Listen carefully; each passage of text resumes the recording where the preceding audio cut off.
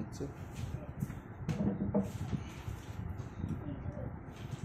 এবার আমরা দেখব যে গ্যাসের বিভিন্ন চাপ এবং তাপমাত্রায় ভ্যান ডার ওয়ালসের সমীকরণ।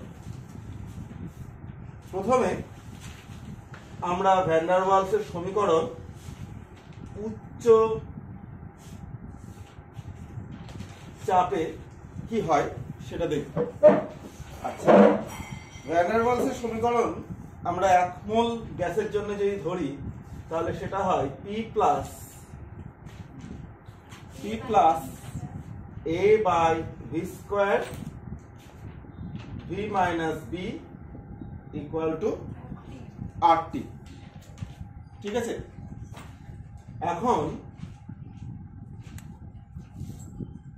V এর মান, P এর মান খুব বেশি। ঠিক আছে, P এর মান খুব বেশি যদি হয় তাহলে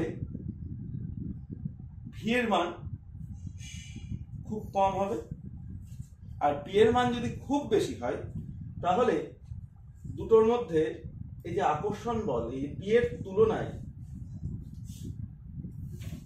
A বাই V স্কয়ার এই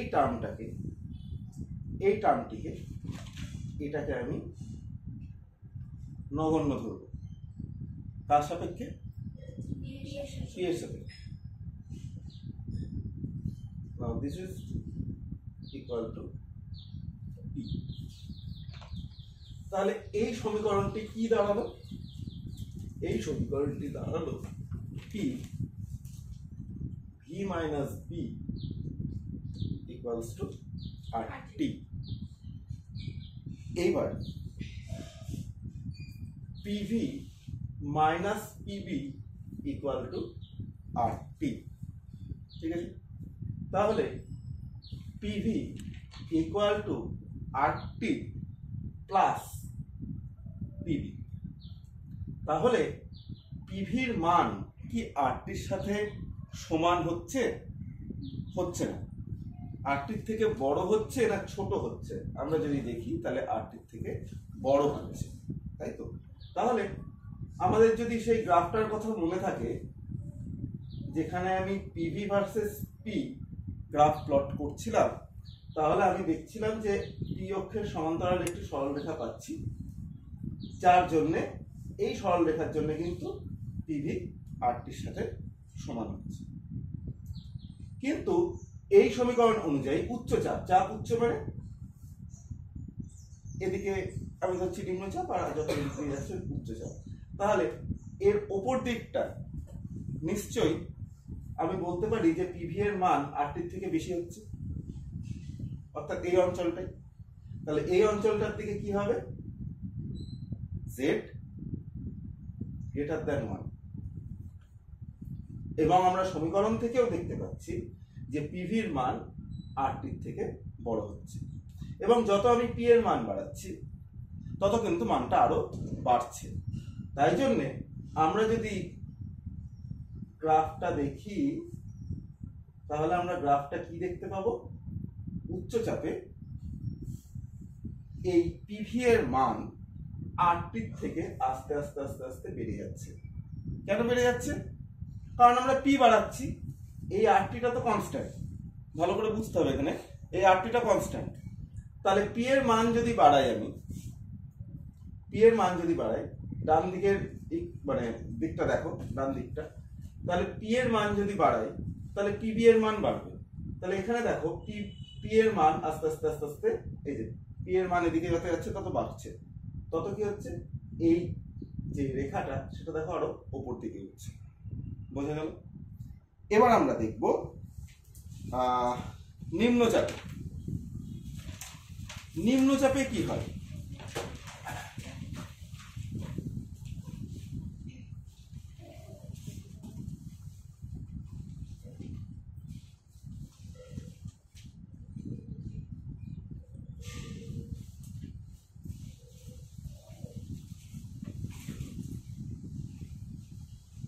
নিম্নচাপে কি হবে? নিম্নচাপে P plus A by V square V minus B. এবার চাপ কম, চাপ কম হলে আয়তন কি হবে? বেশি হবে। তাহলে নিম্নচাপে অর্থাৎ নিম্ন পিতে আয়তন অর্থাৎ ভি বেশি হয়। ভি এতটাই বেশি হয়, চাপ যদি খুব কম হয় তাহলে ভি এতটাই বেশি হয় যে v minus b nearly equal to v হয়। বোঝা গেল? ভি এর মান ভি এর তুলনায় খুব কম হয়ে যায়, কারণ ভি অত্যন্ত বেশি। ঠিক আছে, চাপ কম মানে ভি অনেকটা বেশি, আর ভি যদি অনেকটা বেশি হয় তাহলে v minus B equal to আমি বি ধরতে পারি, কারণ তখন ভি এর তুলনায়, আমি আবার বলছি, ভি এর তুলনায় বি এর মান নগণ্য হয়। বোঝা গেল? এবার p plus A by V square, এই সমীকরণটা কি আসে? ভি মাইনাস বি এর জায়গায় আমি কি লিখতে পারবো? ভি লিখতে পারবো, এটা লিখতে পারবো। তাহলে PV plus A by V equal to R. এবার আগের মতো করি, পিভিটাকে বাঁদিকে রাখি,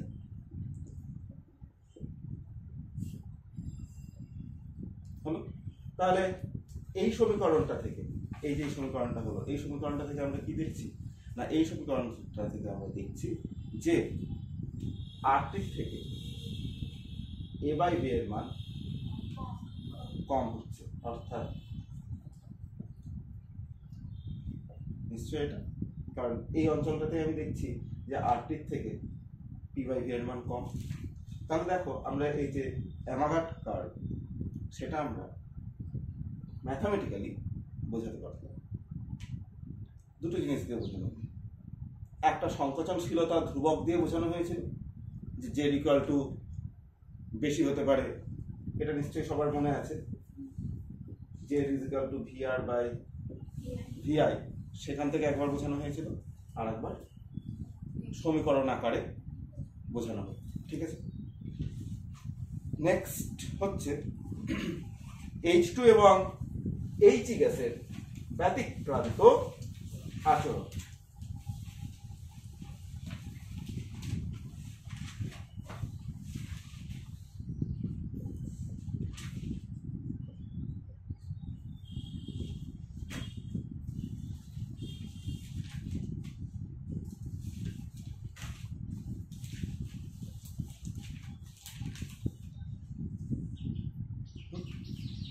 এখানে আমরা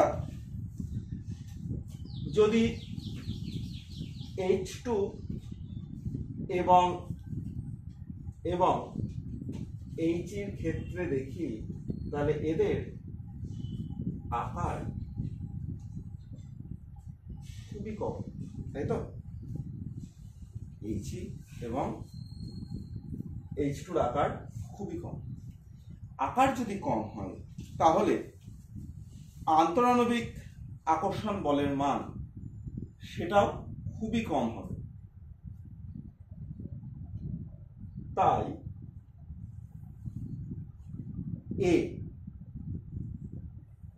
এর মান খুব কম। যেহেতু আকার কম হলে, আকার কম মানে তাদের মধ্যে আন্তরাণবিক আকর্ষণ বলের মানটাও কিন্তু কম হবে। এইবার কি দেখা যায়, এই জিনিসটি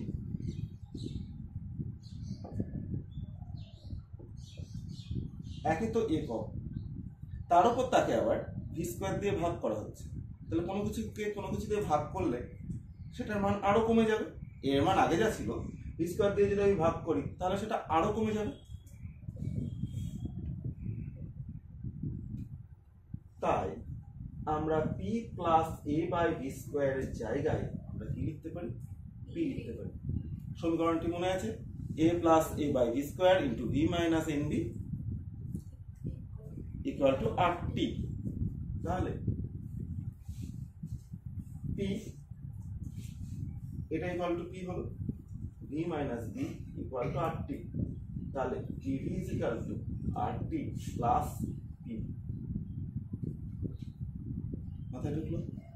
তাহলে আমরা কি দেখছি যে H2 এর ক্ষেত্রে এখানে কিন্তু আমি একটা জায়গায়ও চাপ উচ্চ বা চাপ নিম্ন সেটা কিন্তু লিখিনি। লিখেছি কি যে উচ্চ চাপে বা নিম্ন চাপে? তাহলে আমরা কি দেখছি যে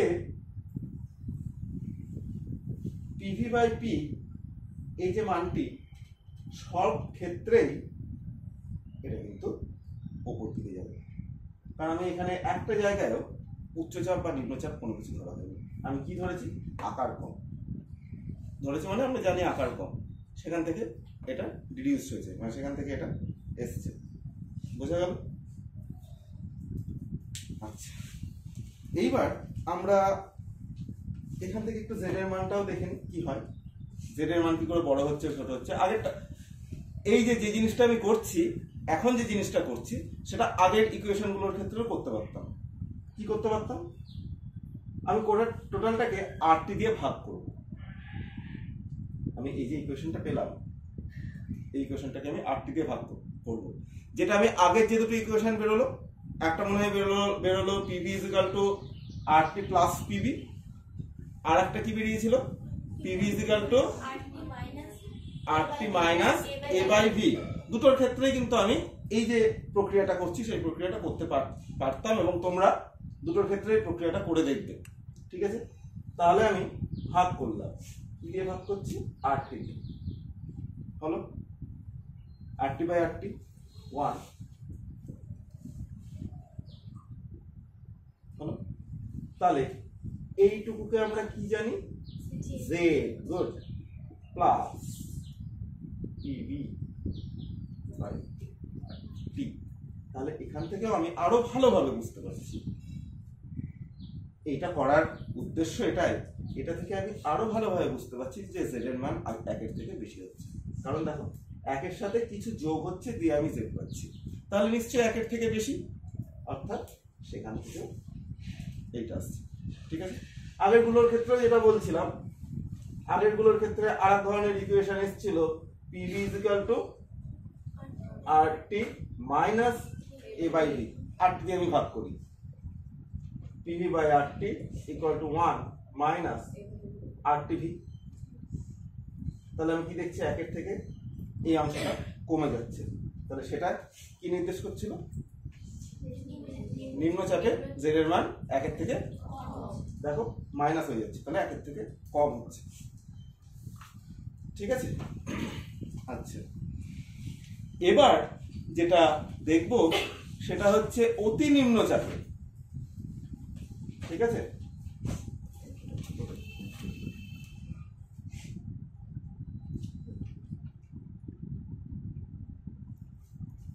অতি নিম্নচাপে এবং উচ্চ উষ্ণতায়।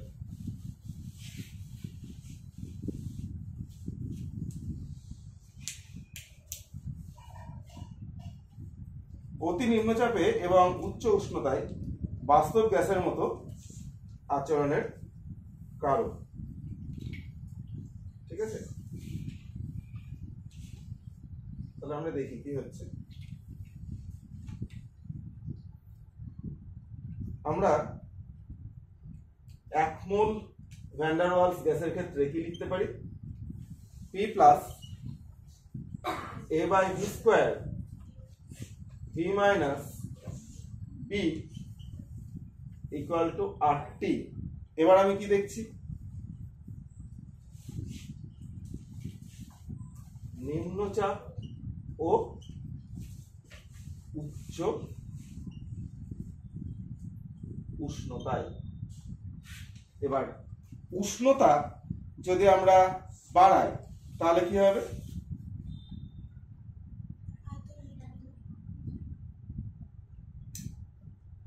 আয়তন বৃদ্ধি করবে। আর কি হবে? আয়তন চাপ হ্রাস পায় না। আর কি হবে? একটা জিনিস মনে হয় সবার মাথা থেকে বেরিয়ে গেছে যে ই কে ইজ ইকুয়াল টু 3/2 আর টি, গতিশক্তি বৃদ্ধি করবে, তাই তো? গতিশক্তি যদি বৃদ্ধি পায় তাহলে ন্যাচারালি অণু দুটো একে অপরের কাছাকাছি থাকতে চাইবে না, কারণ গতিশক্তি বৃদ্ধি পাওয়া মানে আলটিমেটলি কিন্তু গতি বৃদ্ধি পাওয়া, তাই থাকতে চাইবে না। তাহলে কি হবে? তাহলে তারা এদিক ওদিক ছোটাছুটি করে বেড়াবে, আর এদিক ওদিক ছোটাছুটি করে বেড়ালে এর মান কিন্তু কম হবে। মাথায় ঢুকলো? আবার চাপ যদি নিম্ন হয় ভি এর মানও কম হবে। ফলত দেখো এ প্লাস এই p plus A by V square এটা ইকুয়াল টু পি হবে। আর একটা কি হবে? নিম্ন চাপ যেহেতু এবং উচ্চতাটাও উষ্ণতাটাও উচ্চ, তাহলে আমি বলতে পারি ভি এর মানও বাড়বে।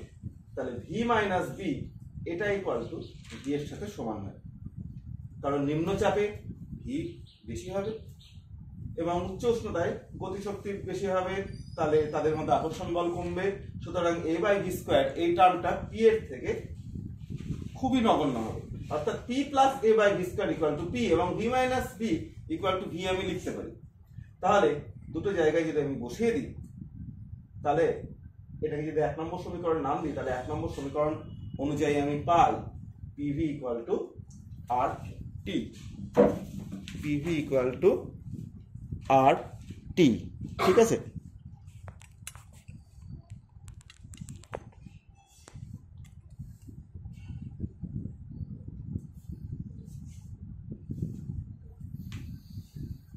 আচ্ছা, তাহলে আমরা কি দেখছি? এটা কিসের সমীকরণ?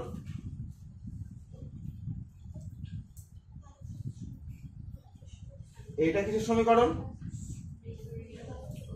তাহলে আমি কি দেখছি? নিম্নচাপ এবং উচ্চতায় রিয়েল গ্যাস আইডিয়াল গ্যাসের মতো আচরণ করছে।